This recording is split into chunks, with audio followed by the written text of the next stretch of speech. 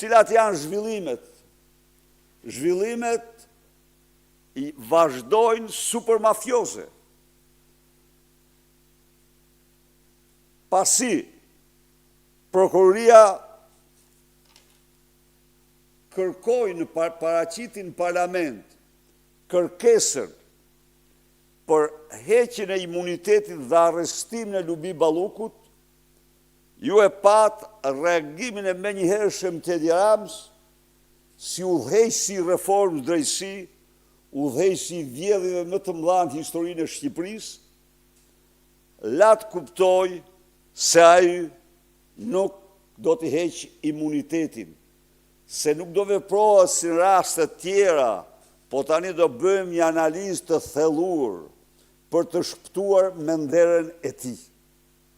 Tani, çfarë ka ndodhur tjetër? Gjëra që s'ka ndodhur kurrë. Prokuroria ka dorëzuar provat, kërkesën dhe provat. Pse ku e bazojnë kërkesën e tyre për arrestimin e Lubi Ballukut? Niko Peleshi ka fut provat në kasafort dhe nuk ja u jep deputetëve të opozicës antarë të komisionit të verifikimit mandateve. Kjo nuk ka ndodhur kurrë. Nuk ja u jep, sepse provat kanë gjëra të llahtarshme, të cilat e bën Lubin, e tregojnë Lubin thjesht një shërbëtore të Edi Ramës. Dhe ai nuk ja u jep dhe kërkon të mbledh komisionin Këshillin e mandateve pa dorëzuar të plot dokumentat antarëve të Këshillit të mandateve.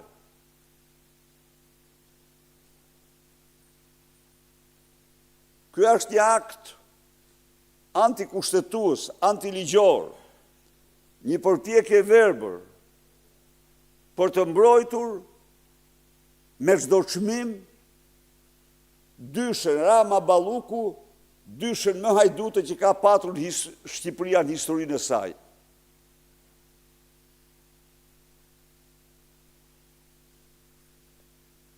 Kërkojnë që ta çojnë pas vit të ri, ta spostojnë madje të mos mbledhin parlamentin gjersa të duan vetë. Deputetët e Partisë Demokratike do të kërkojnë mbledhjen në përputhje me Kushtetutën, mbledhjen urgjente të parlamentit.